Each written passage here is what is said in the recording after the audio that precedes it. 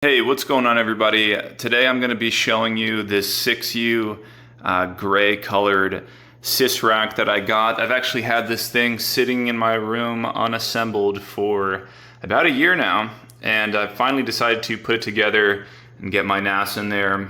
I plan to do more with this, but I thought I would document the process of building this because, there's actually not a lot of videos on this specific sized rack. So yeah, this is a quick overview. I'm gonna go step by step and build everything with you. I don't know anything about this stuff, guys, so if you're a professional, this might not be for you. But that being said, if you skip to the end of the video, I can show you kind of how I got things configured, and nonetheless, you'll see some of my thoughts on the building process and kind of see the build quality with this. So yeah, without further ado, let's get to building this and see what we run into. The first step basically just says to get the frame together. And from looking at these pieces, I'm gonna go ahead and assume that this is the top frame because we have the Sysrack logo there and it's upside down. So it's probably gonna be that way.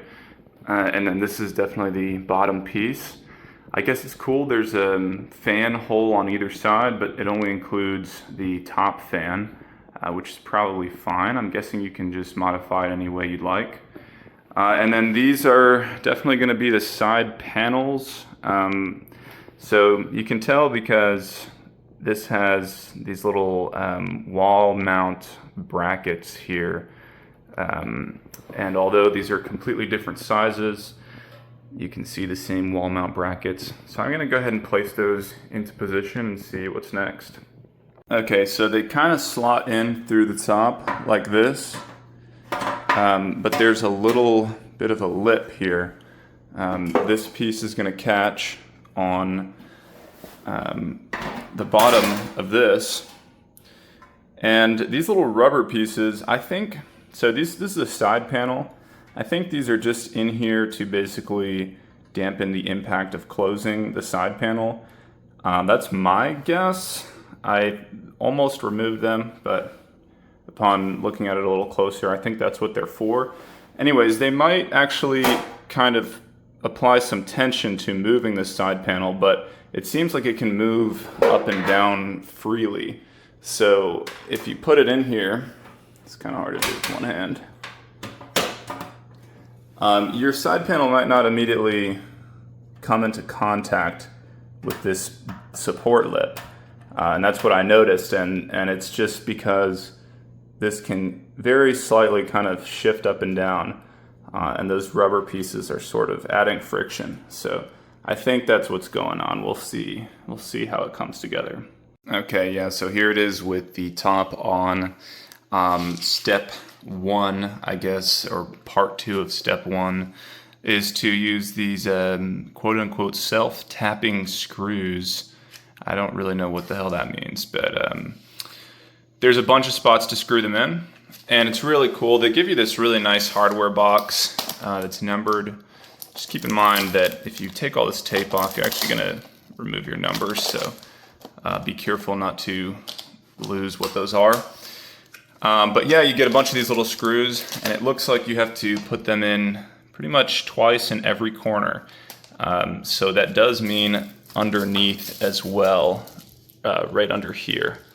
And the machining's pretty good. It's not like anything to write home about, but I don't think you'll be disappointed. There's a little bit of like friction, but this one looked similar, and it actually went in very easily. So overall, I would say the machining is great, but regarding the screw hole accuracy, I don't think I'm having any problems. I don't think you will either, but it's a little close. Anyways, I'm gonna do the rest of them, and then we'll go on to the next step. All right, so that was simple enough. I got all the screws in. You can pretty much ignore what I said about the machining. I think it's fine, actually. However, we're on to the next step, and it's not so great. So this is the mounting rail, I guess. And you got to get 4 of them in there. You can pretty much choose whatever slot you want here. They give you a couple options for the length that you want. There's also a step for installing a shelf, which I think is this, and it's really straightforward, but I won't be doing this. However, regarding the rails, it's not easy to get these in here. And I'm sure if you're like a server guy, you've probably run into this problem before. This is my first time doing this, and it's a bit frustrating, and actually it seems like the screws are a bit too short. So I'll kind of show you what I mean by this. The instructions don't particularly clarify too well what you're supposed to do if you've never done this before. But basically you get 3 pieces of hardware here. You have the screw itself, which, like I said, it feels a bit too short. And then you get this mounting bracket here. And you know what? I'm wondering if I did this wrong, because then you also get this screw, this nut. So let me tell you what I mean by this. So the instructions basically say attach the U-mark vertical mounting rail to the square holes of the frame using M6 screws and cage nuts. And I think that does not include this, actually. So, because I'm looking closer at this, and this actually has a cage nut kind of thing, or there's like a nut in there. So I've been trying to get the this last nut kind of on the end of this whole contraption like this, but yeah, I don't think you actually have to do that. So I'm gonna take another look and then I'll show you what I mean. Okay, so looking at the documentation here, actually, there's cage nuts and nuts in that bag, and yeah, that's what I get for not knowing the name of things. But this is a cage nut, so actually you just need this. But anyways, we'll go ahead and take a look at it. I'm going to remove the extra nuts that I've screwed in here, because they really were just sitting on there barely. But nonetheless, this is a bit of a frustrating process, so I'll kind of show you what you have to do. In this model, I would really recommend taking the door off. Let me just move this glass piece so I don't accidentally break this beautiful thing. Okay, I'm going to put that there and pop the door off here. Okay. So you don't get the best clearance if you want to install this at the front. You know, this is what you're dealing with here. And I would say if you struggle with dexterity with your fingers, this step is going to be frustrating, especially if you want things all the way at the front. I kind of decided to put it a couple pieces back. I don't really know yet what size I want this to be, but I can't imagine that'll be a compromise. So I went ahead and did it at that point so that I can kind of access it from here without kind of colliding with this bar. But basically what you need to do with these pieces is get them to fit into this square hole. And it took me a little bit of time to figure out the technique for this, but what you want to do, there's basically 2 lips, and they kind of compress like this. It does require a good amount of force, but if you can get the bottom piece in, and we'll see if I can do this with one hand. If you can kind of get the bottom piece in, you sort of just push down and in, and it'll click in there. And then you're gonna just align this where you want it and screw it in. And then you can ignore the last thing with the nut, because that seems to be the only nut that you'll use there.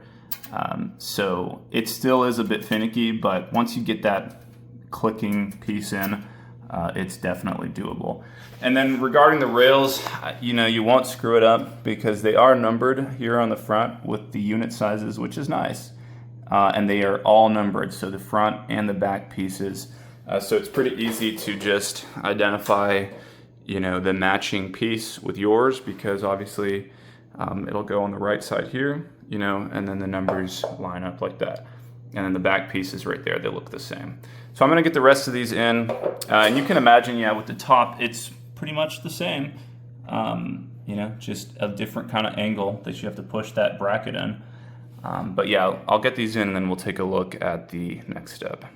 Okay, so a few comments here.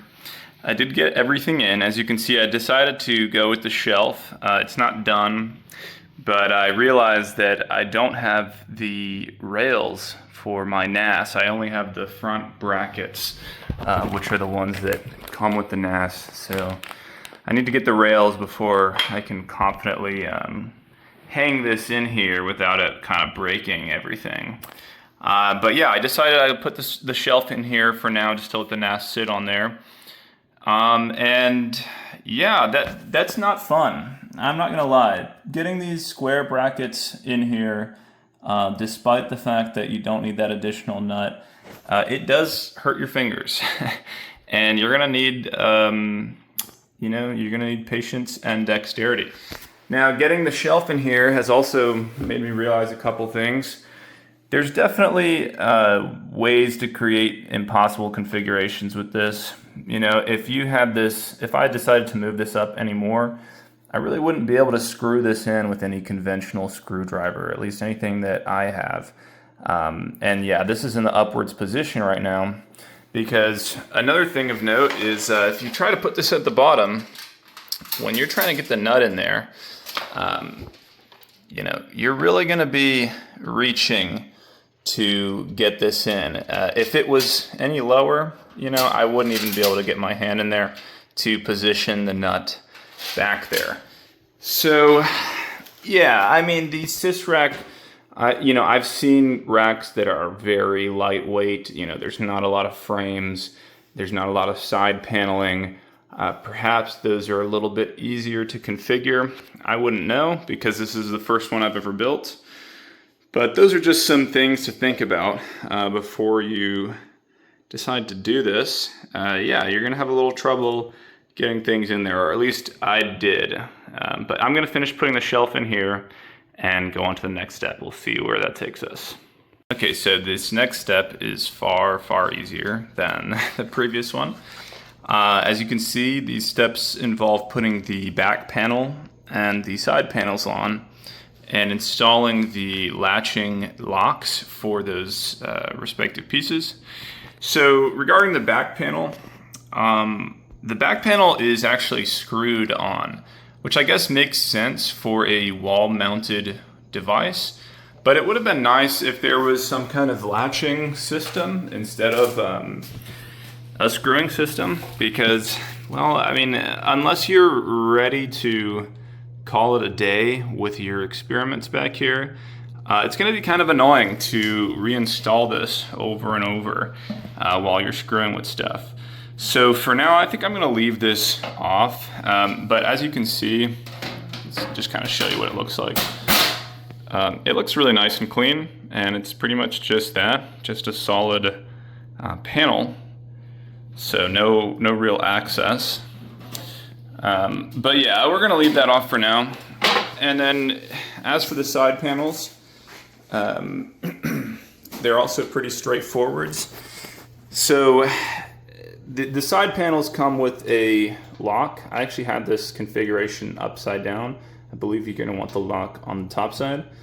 And I say that because it looks like they actually have these sort of convenient little pegs here that sort of sit into the rack. So when you actually unlatch it, it kind of slants down instead of just slipping out. And that's because of those peg holes right there. So as you can see, you just kind of sit it in, push it up. And these are a little finicky. You're gonna think you have them in, and let me see if I can show you. They're just gonna pop out. So when you actually put it in, you almost want to make sure there's like a second step where they really actually push forwards and click. Just make sure you get that. I mean, it's not a big deal. You probably won't open that much. But as for the locks, it's also really straightforward. So it comes with a pair of keys. I don't know if I should be showing that, but really, who cares? And the way that it works, basically, is you're going to take this piece off. So it kind of comes like fully assembled. You're going to take that piece off and unscrew this piece. And I believe you're gonna want this rubber kind of washer to be on the outside to protect your paint job. And then you'll just kind of slip it in to this hole here and then screw this piece back on. And then this will kind of neatly sit onto this like so. And then you'll screw that over. It's very easy, it's not hard to access. And this is what an assembled one looks like. So it's definitely not like high security, but I mean, come on, the front panel is glass. So I don't think that's really a concern. I guess this is more so if you're in, you know, an office setting, it's somewhat tamper evident, right? But if you just take the key and slot it in, it's a really smooth key and it just turns. That's it. So it's gonna let you open it up with the key. But yeah, let me get that in and then we'll see where we go next. Okay, so the next step involves installing the leveling feet, as they call them, which I'll be using because, like I said, this is gonna be on the floor for me. They're pretty nice. This is actually what you would want, I think, for protecting your wood floors. You know, usually these are like a hard plastic, but this is actually some kind of rubber material, so it wouldn't slide really, and it's definitely not going to scratch your floors at all. It might scuff them, but hey, that's not a big deal. Installing these, my guess is, you know, my first impression was that you'll kind of put it in like this and then close the screw or the nut down over it, but this piece is actually fixed, so this is not a second nut. I don't know why it looks like that, but my guess actually is that you're going to put the nut down to the level that you want the height to be set at and then just screw it in. I don't really see why you'd put it on this side because it's not necessarily going to be receiving any pressure in an outward motion, like a pulling motion. So my guess is that it's a support and that's actually how you adjust the height. Otherwise, this is not really height adjustable. So that's how I'm going to do it. It's not what I would have guessed at first, but I can't imagine it's a big deal either way. So I'll get those in and then I think we're on to the last step, which is the door. All right, so the feet are done. I definitely think that was the right way to do it because the leveling process was really easy with the nut down there. I went ahead and did it quite high off the ground, about 4 fingers, just because I'm paranoid, you know, about water damage or whatever. And it's also probably a little easier to keep clean that way. So yeah, the next thing is to install the latch on the front panel. I'm not going to do that on camera because I really don't want to break that. But a couple things. This did arrive scuffed, unfortunately. It's nothing that a little bit of metallic paint won't fix, so I'm not too worried about it. But it would have been nice if this had some kind of protective film on top of it to protect it from getting scratched. Anyways, it looks like what you need to do is install this metal bracket and the lock onto the handle through the panel. It does come with that already screwed in, so I guess you need to take everything off first. I'm going to go ahead and do that and put it on there, and then we'll get to the last step, which is actually attaching the panel into the cage. Okay, so getting that in there was really simple. I probably need to tighten it a little bit more. But yeah, the latch, they say that needs to be installed in the horizontal position. So I'm guessing that means outwards this way, so that it can kind of latch onto this piece here. They also tell you to, you want to make sure that the handle is facing downwards. So that's just the way that the product is designed to look. I will say that, so this is like one of those pieces when you put that on there where it can go like square or diagonal. I don't really know how to explain it, but Yeah, this is gonna fit in the diagonal configuration. If you do that and you're doing it, you'll kind of see what I'm saying. That's pretty straightforward. I will say that there's like two little washers in here that are greased. So, you know, be careful with your clothes and whatnot, but that's probably why it came assembled. Now for the last step, just how to install the door basically. I could be wrong, but this looks really straightforward.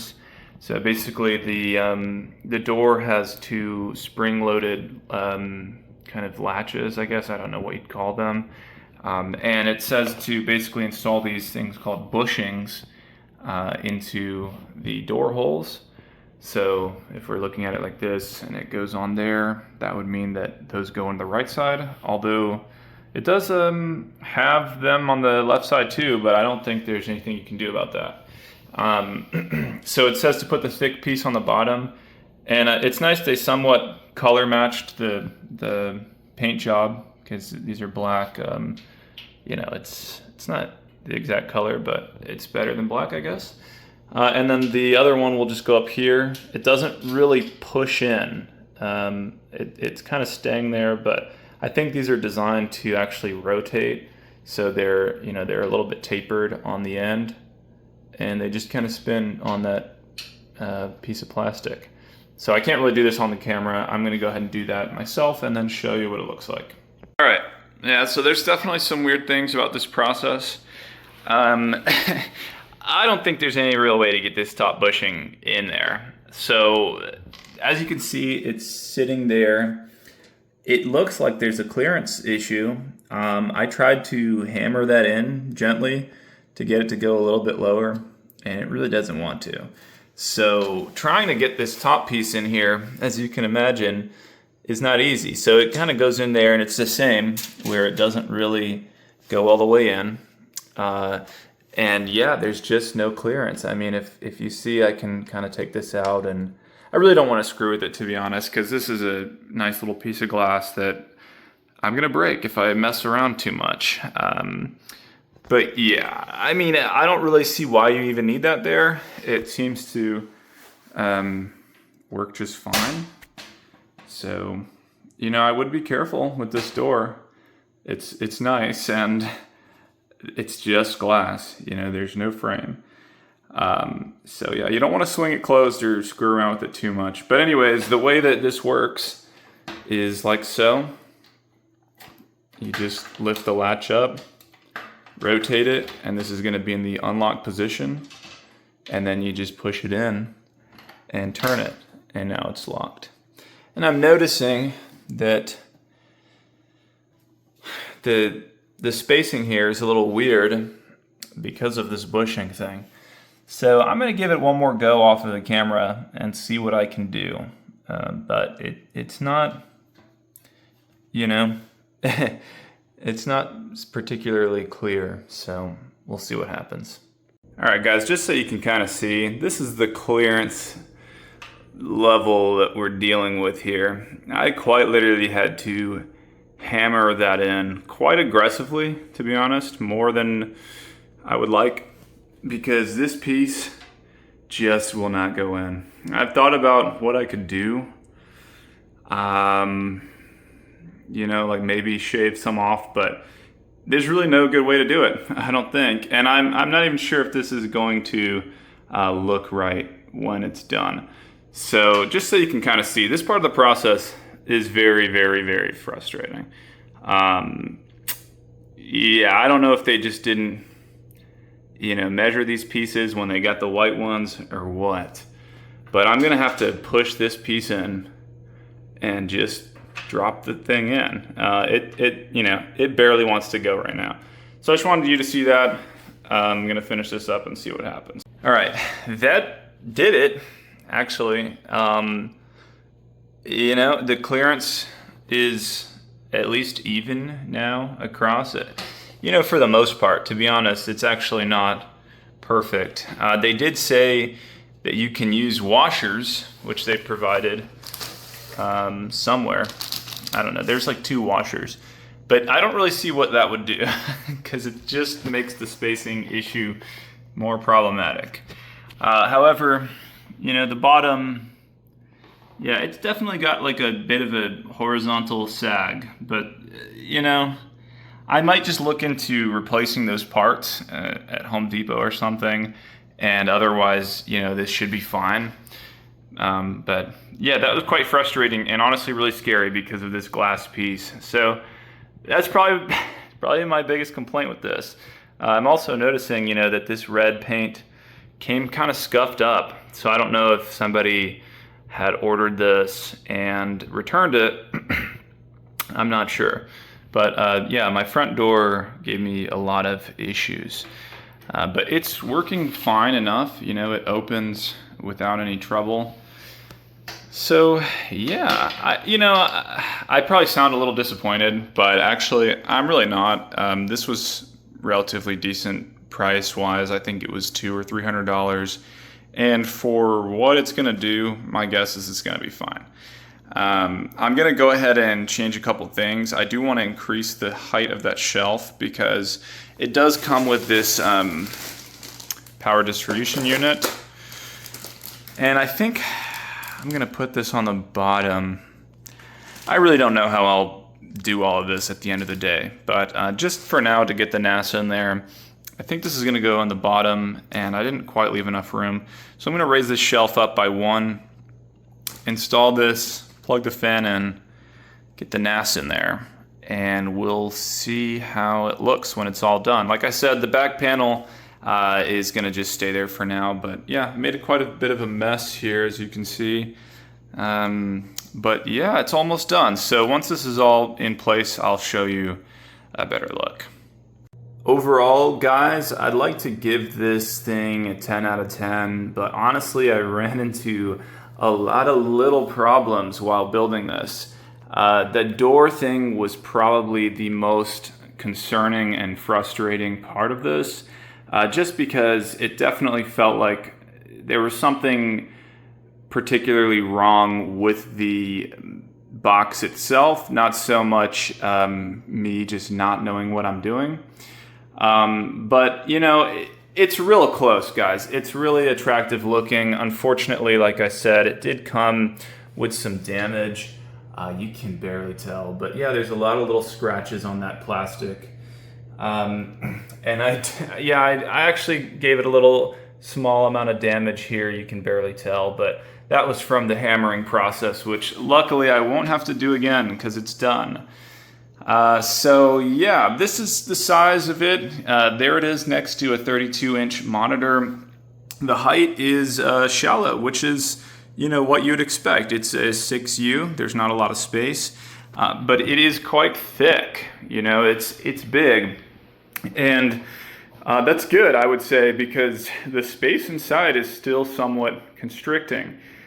So we can take a look at what I did around here on the back. Keep in mind, guys, this is temporary. Please don't judge me. Don't cringe. I'm just getting things in place for now until I kind of figure out exactly how I want to do this a little better. Like I said, the back panel, which we have here, is not going to be installed for a while because there's really no point. I need to do a lot of work here, and this room always stays closed, so there's no worry about anybody, any cats jumping in here and tangling with this business. But yeah, so what we've got going on here, right now I have my UPS plugged into the wall, and I do have the PDU plugged in to the UPS. I don't know if that's a good idea, but what I've got is right now my NAS is actually plugged directly into the UPS. This thing is just powering the fan, which I'll show you in a second. But yeah, I plan to replace this with an internal UPS, and then we won't be needing this anymore. So a couple of things that was a little bit strange about this. The shelf, just so you know, this is not going to stay here. This is temporary. There will be rails for the NAS. But yeah, this is a 6U rack, but there's actually an extra unit on the bottom and an extra one on the top. but they're not very usable. So I thought they were. I tried slipping this thing on the bottom. It does install, but you run into a couple issues. First of all, you really cannot plug anything in, just because of this kind of metal thing. I'm not really sure why that's there, because if it wasn't, you could use that space. But yeah, you can't. You might get some flat, flat like plugs, and then you can kind of get it in a different angle. But no, we're not doing that. I'm not really keeping this anyways. So yeah, that's unfortunate. I'm sure you could get something in there. I'm not sure what. But the other thing is, even if you did get this in here, the clearance to the output it doesn't go far enough back. So you can't actually wire the cable down here. You'd have to go around the side. And then obviously you're dealing with issues of, going between another possible, device in here. So that's really not an option. It's going down underneath for me. What else? Oh, so another thing, I don't know if this is really a big deal or not, but I did notice that the wall sockets here are all installed upside down. That's definitely intentional, because the text here on this piece of plastic actually is right side up in this direction. So I'm guessing that's just for convenience, like when your cables kind of go downwards, they plug in with a little less resistance. So I guess that's a nice, thoughtful detail. The mount screws for the actual devices that you'll use seem to be nicer and easier to kind of fit in than the ones were for the sides. They were a lot easier to fit in, actually. And they have this kind of chrome look, which will look a lot nicer on the front. There's also even little washers included. And there's quite a few, so it's nice, and it won't damage your equipment. And that's great. Lastly, there is a piece of plastic missing here. This is supposed to go over there. That looks kind of nice, That's about it. If you take this off, I have the top fan currently plugged in here. We can try turning it on. And as you can see, there's an indicator for the surge protection, I guess, being active, as well as the light for the power. And that fan it's impressive, to be honest. I think it's always going to be maximum strength. There's not really any sort of configuration for the speed or necessarily like a switch. At least I didn't see one to actually turn the fan on and off itself. So it's a little awkward, right? Because, it's not too big of a deal, but you're basically going to have your power in your device on with the fan on, or not. You can unplug the fan, I suppose, but yeah, it seems to always be on. I'm just going to turn it off because it's a waste of power right now. All I have in here is the NAS, and that's plugged in there. So eventually there will be a new UPS in here. I'm going to do a bit of an update on that to show it, and it's going to look a lot nicer than this. But yeah, that's it for now, guys. This is the 6U gray colored Sysrack. It's nice. It looks nice. It's definitely flashier than the standard rack that you'd be getting. The price, I think, was like $200 to $300. So all in all, I'm definitely not disappointed. There's quite a learning curve, and there's also some questionable build decisions, but overall, I'm pretty happy with it. So, I guess, I don't know, follow me if you want to see how this looks in a year's time when I get some new devices. And yeah, if you have any questions, you want to see certain configurations, or just curious about a specific measurement or something, feel free to leave a comment, and I'll let you know what I can find out. Anyways, thank you for watching.